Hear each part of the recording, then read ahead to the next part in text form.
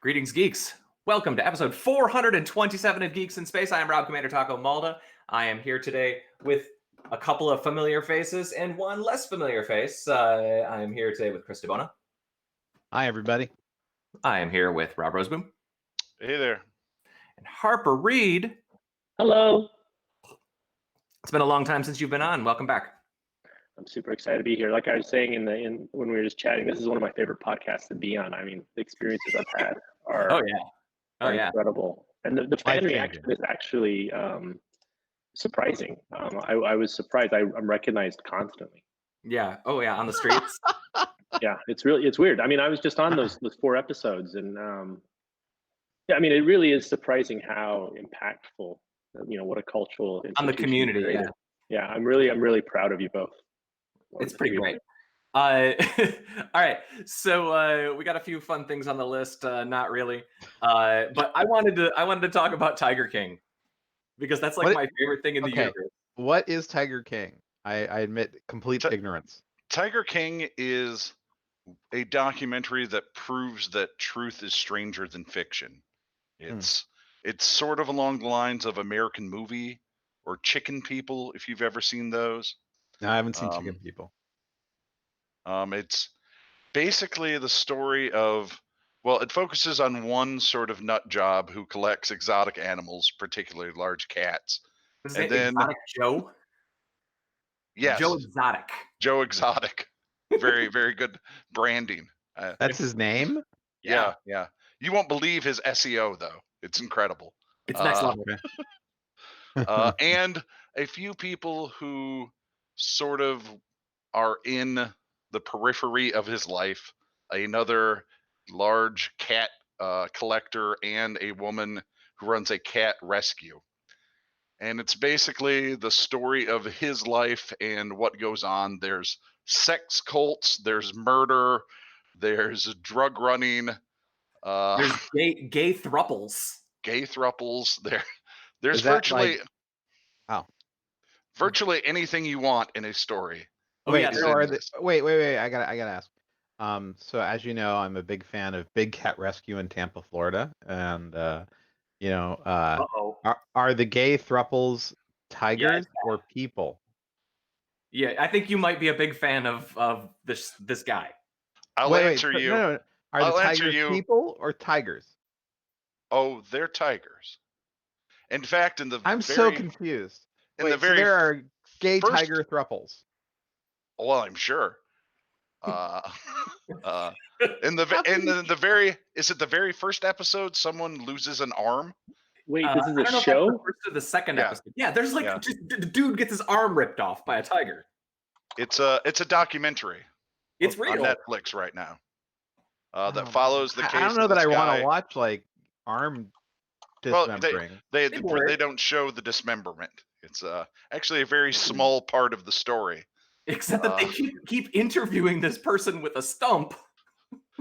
Yeah, but to be fair, they don't show the stump until after it's revealed that she's had her arm removed. Right.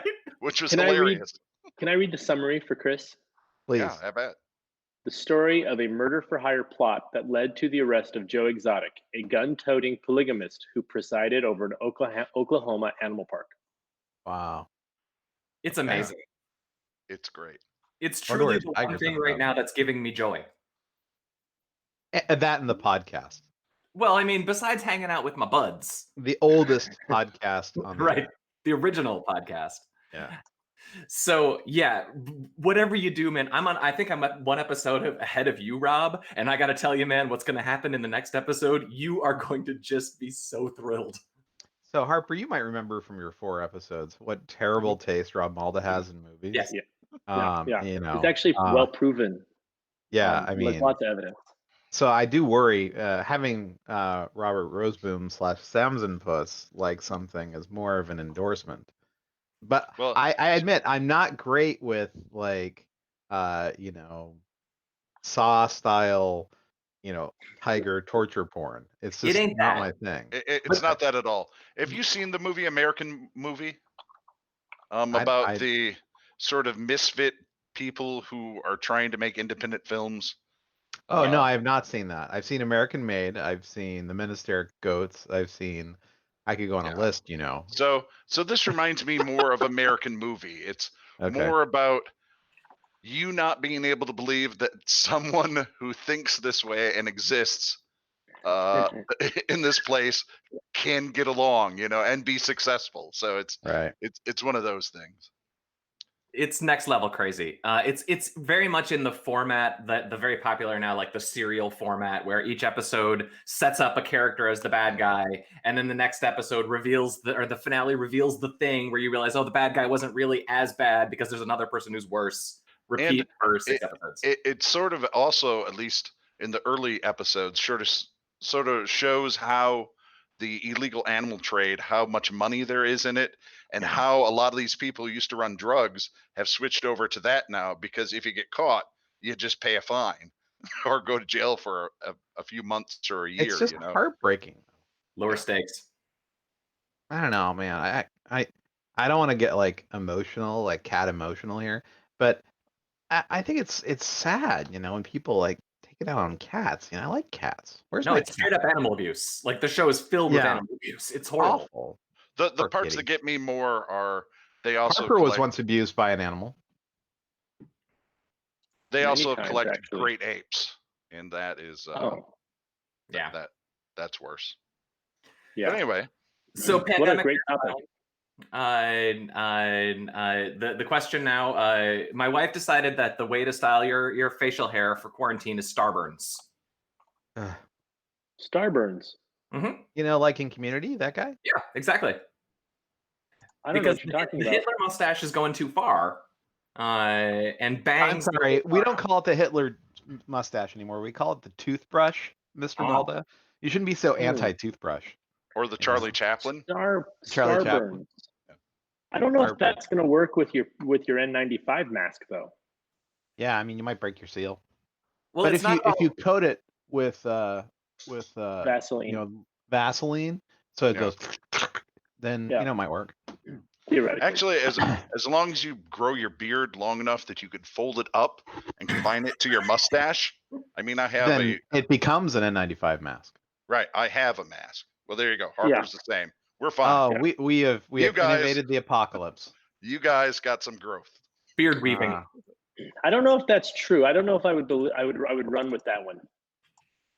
Well, you might die with it though. You test. Let me know how it goes. I have to go into the outside world later today, so. Yeah, Washtenaw County has a lot of cases, so I'm pretty good for testing. But also, I would like to keep the in-laws that I'm responsible for not dying alive. Oh, they'll figure it out after you're dead. That's true. Well, you won't care, I actually had a weird moment that I hadn't actually thought about before. I read an article earlier this morning that kind of freaked me the hell out. There's these 2 old brothers in my neighborhood, like I don't know how old, but in their 80s somewhere, and nobody hardly ever sees them. And like if they get it, like nobody's gonna know for like a week or 2. Oh no, there's gonna be a lot of cats feeding on their owners, throughout the United States. That's a fact, man. These feisty felines. And thanks to science, we know that 60% of cats now will eat their owners, since they just recently completed that study. That's especially big cats on Netflix. Just in time. Yeah. That's right. Roll that die 10 and see what you get. I got a -6. This sucks.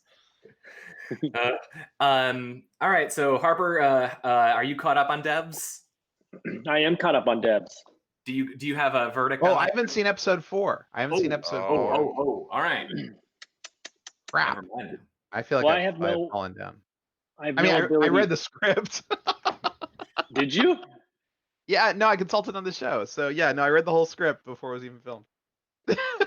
It is. But it's someone asked me if it was going to be too Silicon Bro-ish, Silicon Valley Bro-ish, because it's a little bit like I know this movie OS style stuff, and I explained to them that it's less of the like fake tech.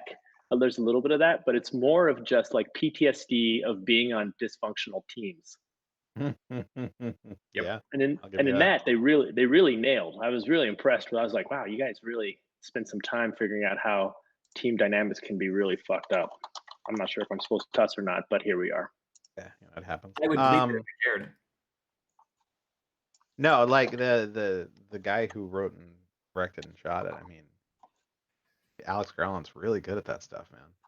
He really gets it. And I don't know who the cinematographer is on that thing, but man, it's the production design about it. The production design on their headquarters or the devs facility that is just so good. The Amara statue still isn't there for me, but like everything else is great. You know what, man? But you don't see it maybe because but you work at Google. You have Amara statues all over that place. Yep. No, we have a dinosaur. We've got the stupid. That's what I'm saying, man. You're just like I know what this is supposed to be. You think that's normal? Well, you're like, this isn't impressive. Well, the Android statues were made by a mini golf company in New Jersey, right? A place that does mini golf stuff, So yeah. Anyway. Which means that if you slide their phone number our way, we could custom commission our own artwork for some reason. They're not cheap. I bet not. Well, you should make a big one. Art is expensive. Yeah, that's true. I remember when we assembled the first Android, the arms came pointing down, and I made one of the arms because it was just a 2x4 jammed in there. So we flipped it and made it so it was like fight the power Android. But it was enormous. It was like 30 feet tall. I mean, 20 feet tall. So yeah. Wow, came in that is big. Flat. Yeah. No wonder you don't like that statue. I like that statue. He's got PTSD, man. He's worked on some difficult teams. Oh, you mean the Amara the Amaya statue? Sure. The one that I read that was kind of sad was that they're saying that in various labs around the country, they're putting down all of their test mice because they know no one's going to be in the office to feed them, and that's going to screw all their experiments. Yeah, they're like, let's just preemptively screw these experiments. Well, I mean, if your control is no longer in control, what do you do? That's a good point. Yeah. No, there's a lot of, we should have Brian Jones on this thing. He could talk for hours about what this is doing to science. I mean, this is grim. This is really bad. We're basically putting we're hitting the reset button on the economy, and we don't know if the computer's going to come back on, and we know that some stuff ain't going to come back. It'll come back. I think it's just going to come back a little different. Yeah, super different and really a little broken. Well, and here in Michigan, even though the auto industry is not quite what it used to be, it's still the majority of jobs through huge sections. Yeah. And all of them have shut down now. So. Wow. Well, we have a number of friends too who are in the restaurant biz in various capacities, and I mean they're hosed.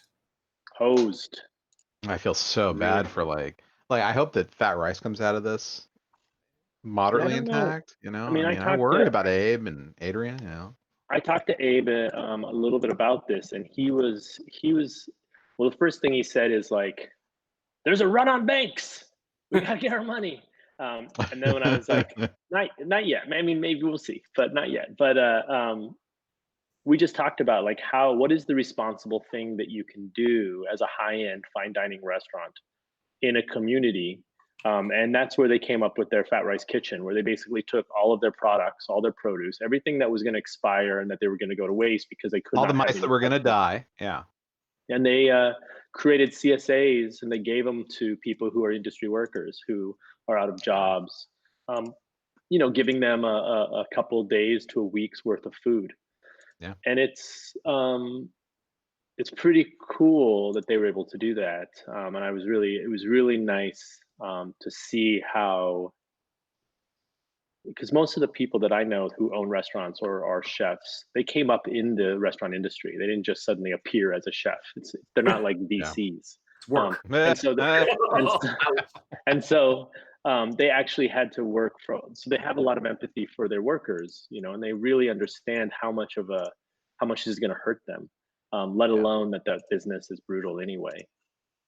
Yeah, on a good day. Yeah. It's been interesting to watch like communities try to adapt to like these weird edge cases. Like I mean, this is a dumb thing, but I was complaining about user interface bugs in Amazon because I was trying to order groceries and it was deleting things from my shopping cart in real time as I'm adding things. Like, no, we don't have that anymore. It's like, well, that's literally what's happening physically in the store. The I don't know if is WIC a national program, the Women, Infants, Children Food Stamp thing. I don't know if that's national or Michigan, but like people in California, I know that. Well, people panic bought all the stuff from the WIC category, and the rules on WIC. My high school job was carrying out groceries, so I watched what happened with the WIC stuff. They can only buy like 3 or 4 different things. Like it's really restricted in what they can buy in the store, and people panic bought all of the stuff that the WIC folk could get.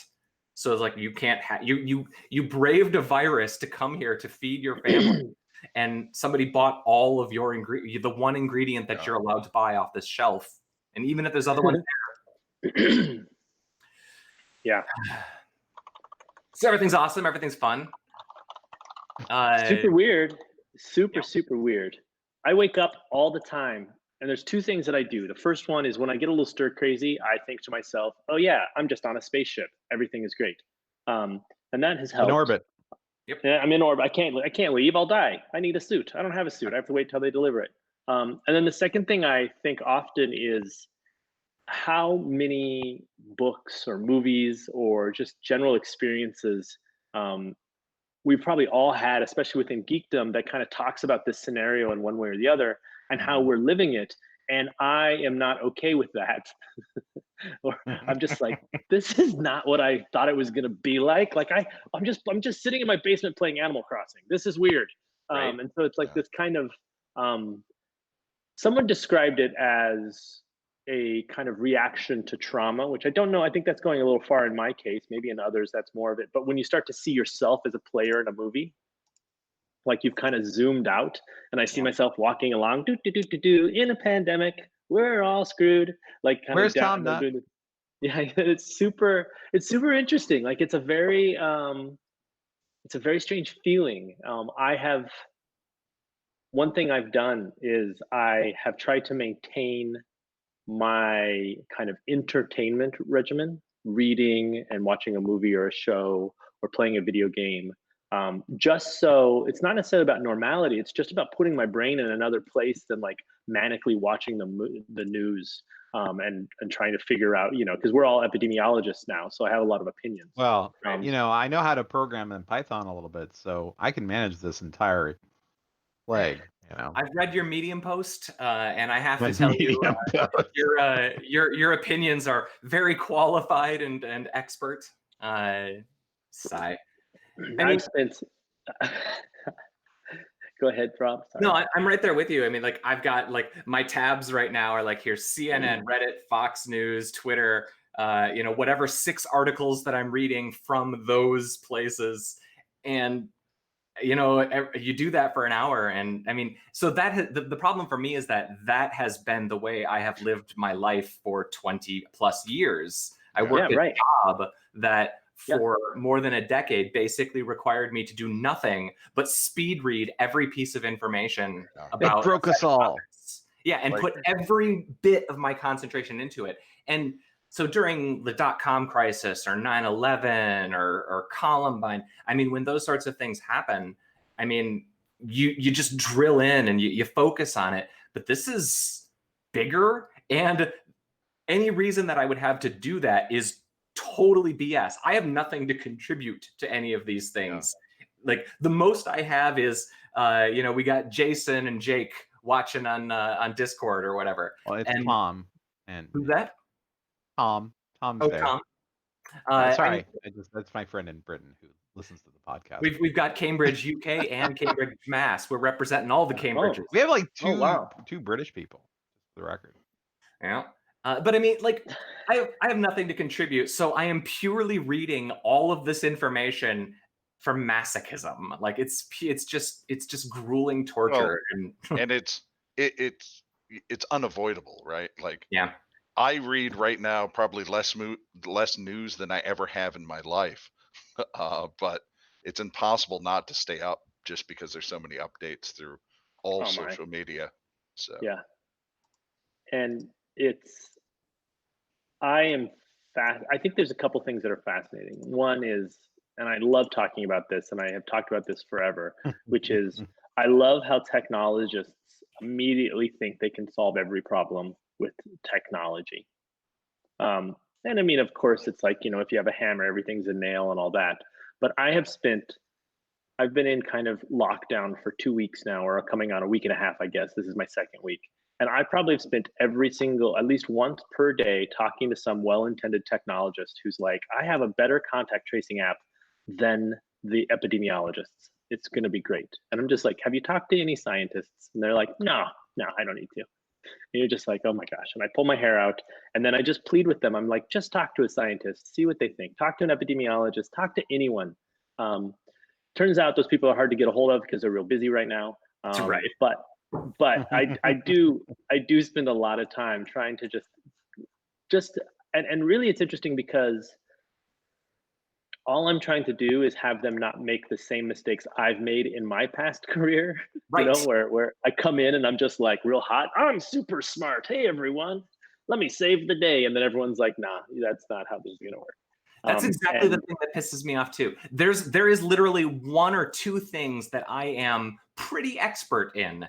And when I watch somebody make an idiotic mistake within my one or two fields of legit expertise, I shake my fist at them from behind my computer screen. And then I turn around and do the exact same thing on a completely different subject that I am utterly qualified to talk about.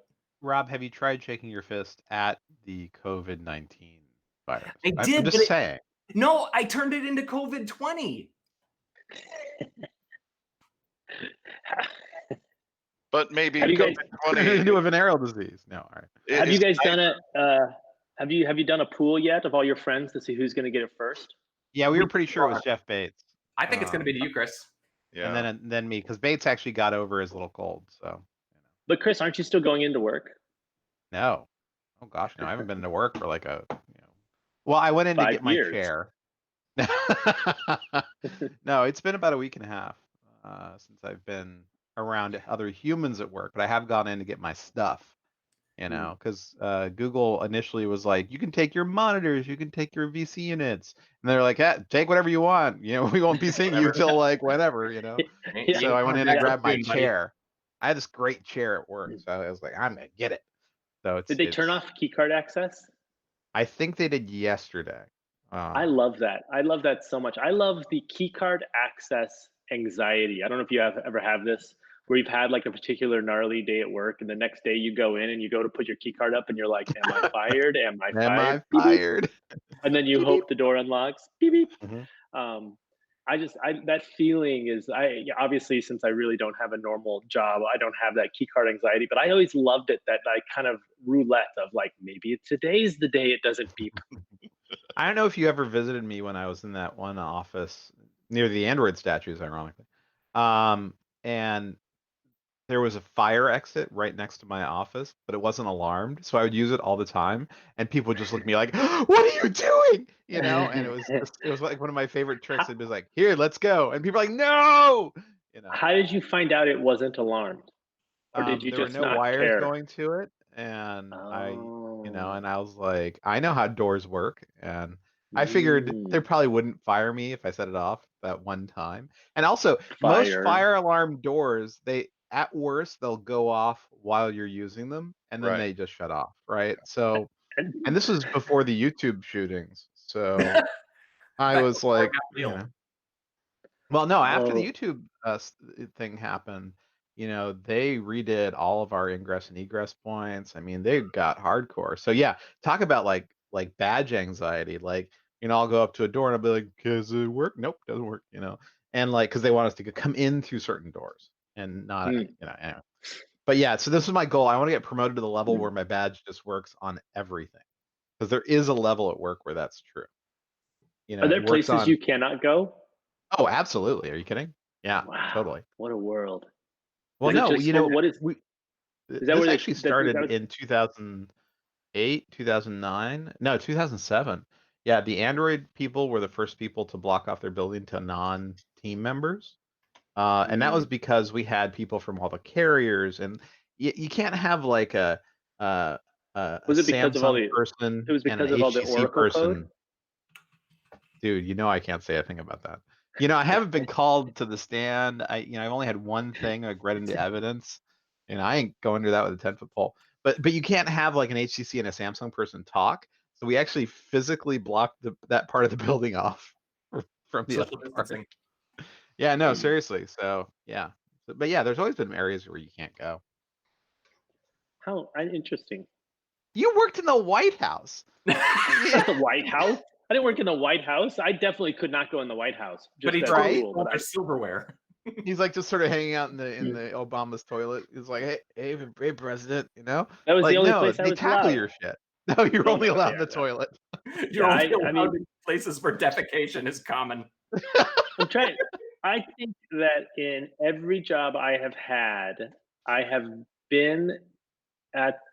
not known that I wasn't allowed to go any places. So that either means I didn't know about them or I was allowed and the barriers never arose. But I think I would be very frustrated. I just would want to know what's behind that door. Right? Yeah. Oh no, it's haunting. It is absolutely haunting.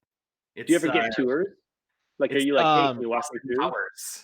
I always want to open the door and see behind that door. Well, like for a little, this will sound extremely petty, but like the little stock room for our micro kitchen in one of my buildings, I shoulder surfed the password. So like, when you were saying, when you were saying this must be a little petty, I was going to make a joke how it's probably about Google and food, and then it turned out to be about Google and food. I'm sorry, I should have given you the opening, But yeah, no, I shoulder surfed the password because I was like, but what if I need iced tea? What if? What if? Joyful. Hey, Westworld. Westworld. Oh, dude. So far, this season isn't terrible. There's somebody walking down my path, so I got to keep my pants on again. Oh yeah. I took a shower. I hopped out of the shower, and there's a dude standing on the path. There's never anybody on that path. Turns out quarantine puts people on paths in unusual times. Yeah, Westworld doesn't suck. Because last season kind of sucked. Last week fell off the rails. No, last season. Last week was awesome. Last week was awesome. This week's episode was weaker, but it was because, without spoiling it, they very clearly set up where Maeve is located, and whenever you do that, you neutralize like any risk. You take away the threat. Yeah. But man, that shows. I'm really excited to see what they do with that show this season. So far, so good. I only watched the first season because I had shoulder surfed 2 episodes on a plane, and I kept thinking, "What is this show?" And then I got home, and because I was in like an aisle seat, and across the way on this very long flight was a person with a large iPad watching the show, and it was just there's a lot. It was visually striking, and I just kept looking up every once in a while and be like, cowboys, like technology, like what is happening? And then I got home and kind of binged it. And then I lost interest with the second season. Yeah. The second season struggles. I'm in that same camp. Do you know this is exactly this, not the second season problem, but this is how I discovered the TV show Continuum. I was on a flight. I looked over, and there's Rachel Nichols in some weird, cat suit, traveling through time. The first episode, I'm like, "What is going on?" And so I sort of like looked at it until I saw the title card pop up, and I'm like, "I'm gonna watch this show," and it was great. So, is it good? It's fantastic. One that got like 1 season and got canceled? No. It lasted like 5 seasons. It is the most Canadian of Canadian shows ever Canadian. So like in the same way. Yeah. So basically it was recorded in Vancouver, like all good science fiction. Yeah. And but she's like a cop from the future who comes back in time, but she's not back in time to Seattle or Portland. No. She's back in time to the Vancouver Police Department. Everything happens in Vancouver. Like that, you remember the party pad like 3 years ago up at the top of the that one skyscraper in Vancouver, Harper? It's in the show. Oh. Like it's all filmed like Yeah. right there, like next to Canada Place. You're like, oh my gosh, this is Vancouver. Awesome, you know? It's nice to know that while mainstream movies still seem to really want to put a lot of effort into destroying classic American monuments, our TV shows are all basically set in like the same 3 square blocks of Vancouver. Or Toronto. They've been doing a lot of shooting in Toronto. And what is the Jackie Chan movie that's set in Vancouver/New York? Rumble in the Bronx? Oh, Rumble in the Bronx, yeah. That movie is so good. He filmed like 3 movies up there. There was Rumble in the Bronx. There was whatever one was one of the latter. I just loved Rumble in the Bronx because you're sitting. He's like, "We're in New York, pan Vancouver." Vancouver. Like they don't even bother changing the signs or the police cars. They're like, whatever. You know? It's so good. That's a really fun movie. If you haven't watched it recently, it's pretty good. And by good, I mean it's a Jackie Chan movie. I feel, I got to tell you, I've got a fractured rib right now. So I dislocated my shoulder, and somehow because I've been painting my shed, I like aggravated my fractured rib. So, but I think like Jackie Chan must be like one bag of pain all the time. So. Yeah, I think you're right. He talks about it a lot. I aggressively roll and it hurts. Where he showed off where there's a spot in his skull that there's a permanent divot from a stunt he did. Wow. I mean, you look at any old stunt man and they are ruined, you know. And there's a YouTube. Don't do stunts, kids. Don't do stunts. Yeah, there's a YouTube channel, the Corridor Crew, and they do stuntmen. They do stuntmen react videos, and they step through stunts, and they do a lot of Jackie Chan, a lot of his stunt work. And holy cow, man, they go in like they show how he does it, and does all the behind the scenes stuff. That stuff, man, that guy's next level. Next level. Gentlemen, we've crossed the 30-minute mark. Does anybody have anything fun? Oh, I was going to say, I'm watching Wes Anderson movies now. I've decided that that's the only way I can escape the darkness. Yeah. Rewatched Rushmore, and I think maybe I'm going to go The Life Aquatic next. Ooh, that's nice. Ooh. I could use I'm playing Animal Crossing, which I was very skeptical of. And I have to say that I am a little daunting. I find it daunting that it's in real time. Like the fact that I'm just like, I've spent 10 minutes in game and 10 minutes out of game makes me wonder how I get ahead in this game.